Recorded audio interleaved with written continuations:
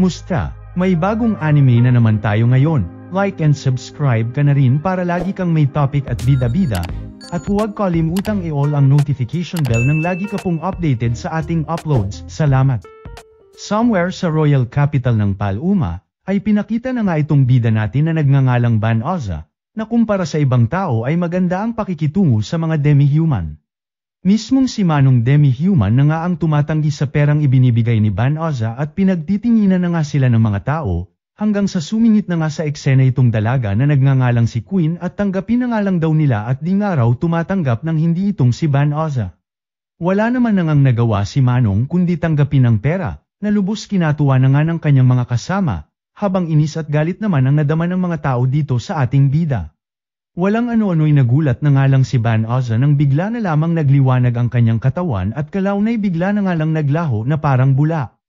Hanggang sa ipakita na nga lang na nasa harap na siya ng mga di kilalang tao, na binati siya at welcome na raw sa Magical Kingdom of Clay Road, ginoong hero candidate.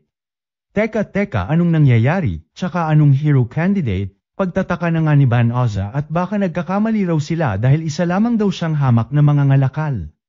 Paliwanag naman ng matanda na bilang party ng kanilang tradisyon ay nagsusuman sila ng mga potential heroes mula sa ibang mundo, bilang tugon sa matagal na nilang sigalot laban sa mga Dark Army.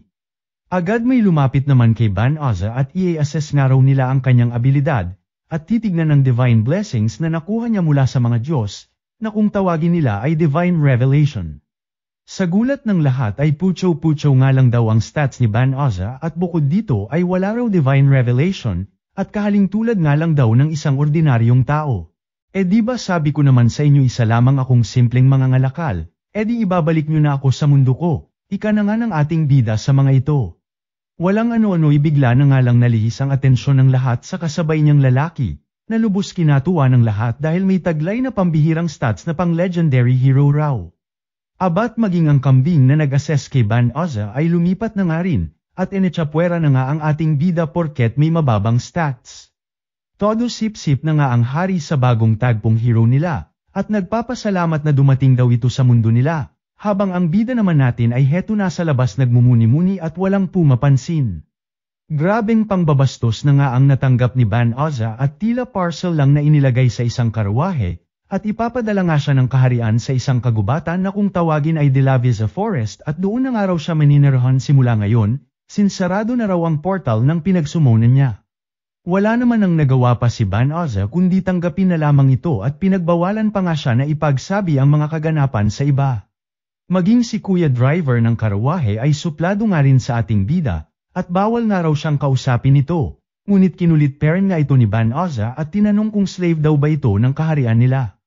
Natawa nga lang ito sa kanya at di man daw ganoon kataasan ang kinikita niya ay hindi siya slave tulad ng iniisip nitong binata. At pantay-pantay nga lang daw ang mga tao at demi-human sa kanilang mundo. Sisingit pa nga sana ng tanong si Ban Oza tungkol sa De La Visa Forest ngunit agad na itong binara ni Manong Driver. Nagdaan ang mga araw hanggang sa inabot na nga ng 20 days ang biyahe nila Ban Oza bago nila narating ang destinasyon nila.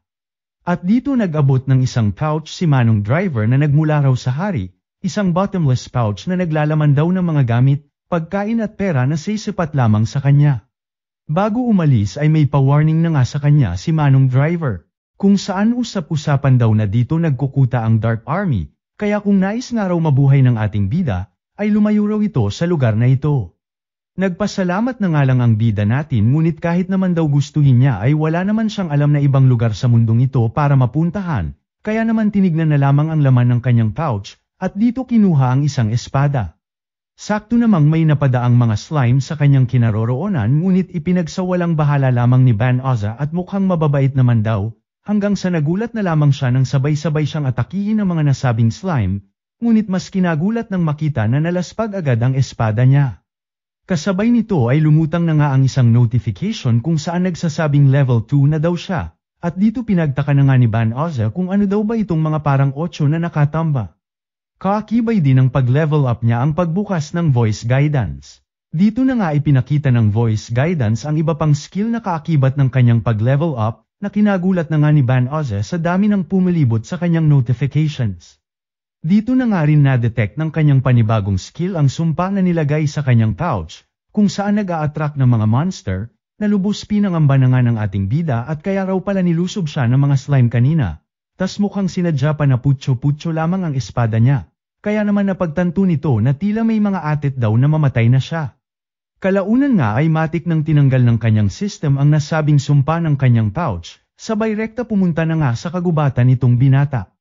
Muli ay isang notification na naman ang bumungad sa kanya, kung saan nag-warning sa kanya na kontaminado raw ng Melisium ang De La Visa Forest, malabayolet na usok na nilalabas ng mga durudemonyong kalaban na sadyang mapaminsala, kaya naman iminungkahi ng kanyang voice guidance na i-purify daw nila ang nasabing kagubatan.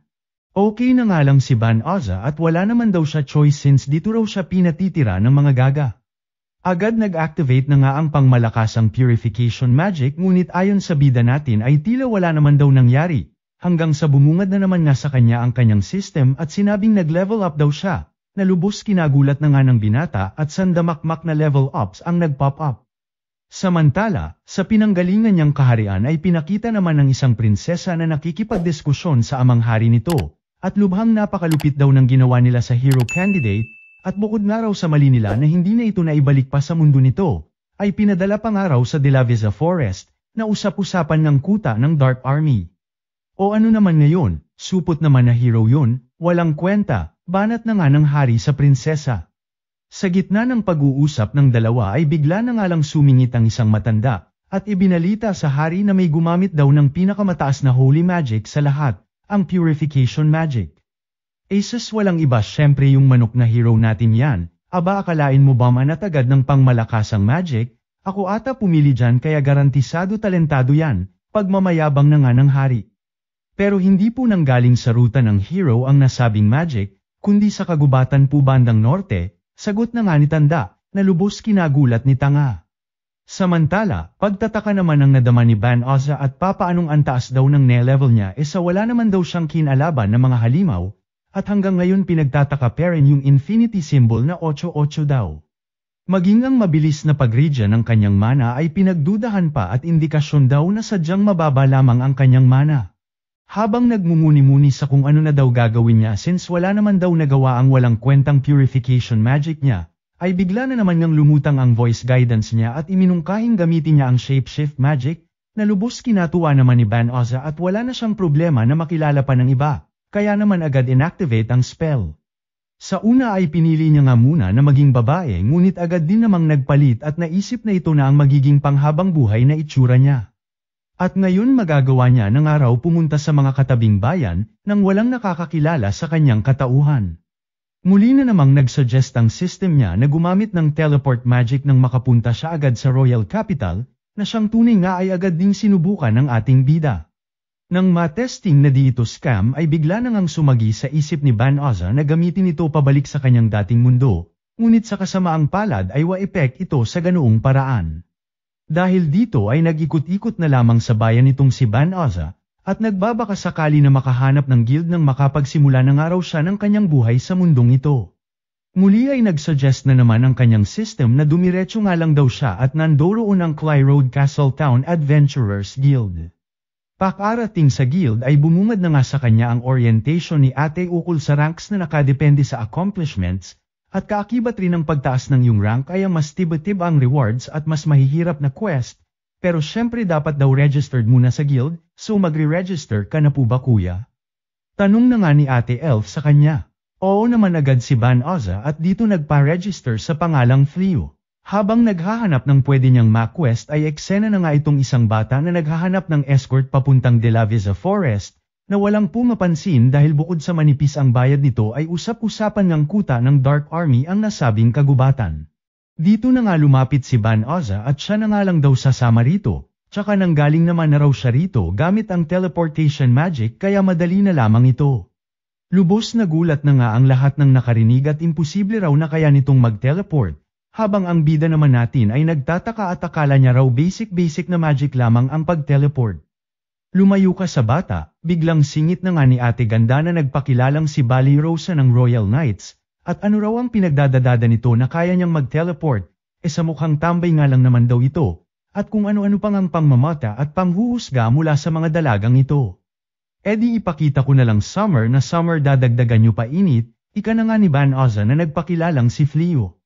O dali na, putol kinabukasan mo kung nagsisinungaling ka, banat na naman nga sa kanya ni Bali Rosa. Walang ano-ano'y nagulat na nga lang ang lahat ng basic in lamang ni Van Oza ang teleportation magic, kaya naman napatanong sila kung isa raw bang pangmalakasang sorcerer ng highest order itong si Fleo. Hindi naman agad itong bida natin habang sila Bali Rosa naman ay lumuhad na nga sa kanya at nag-sorry, at masyado nga raw silang naging bastos sa kanya kanina. Nagtaka naman ang bata at wala na nga raw ang Melisium na nakabalot sa kagubatan, maging mga magic beast daw ay wala na siyang nadarama pa.